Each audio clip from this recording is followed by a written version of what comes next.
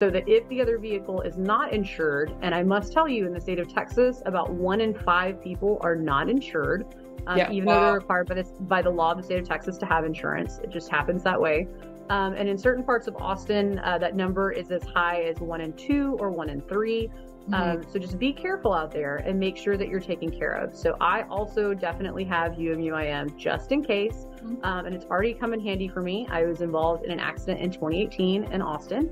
They were driving a vehicle that had been lent to them by a auto company, like they had their car in the shop.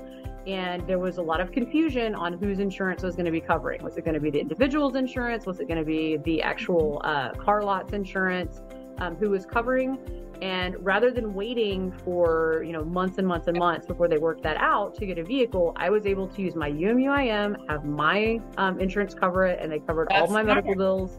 Everything that I needed. You don't need to wait, and then you can get your treatment done quickly. Correct. I didn't have to worry about how it was going to play out with the other insurances or anything like that. I just went ahead and used my UIM, and I used my PIP, which is another form of insurance, personal injury protection, which is often bundled with UIM. And so personal injury protection covers you if you have personal injuries as the result of the collision. So typically, the way that PIP is going to work is there's going to be a minimum of $2,500. Depending on what insurance company you have, there could be $5,000, $10,000, with USAA up to even $100,000 I've seen. And what it does is it covers specifically your medical bills as a result of the collision.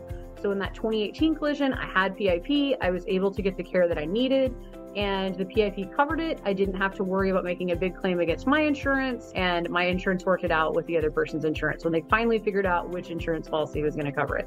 So it gives me the peace of mind when I'm driving, so that in case I'm not at fault at all.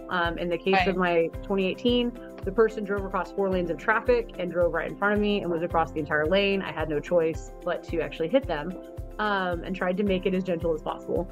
But that was completely not my fault in any way. And so despite the fact that unfortunate things happen sometimes and accidents just happen, I was able to make sure that I was covered and that I was able to get everything that I needed as quickly as possible so that I wasn't put out.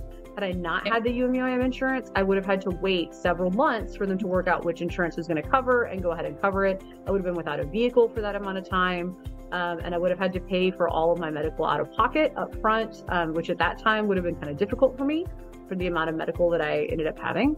So I highly, highly, highly, again, recommend that if at all you can afford it, to go ahead and get the UIM coverage.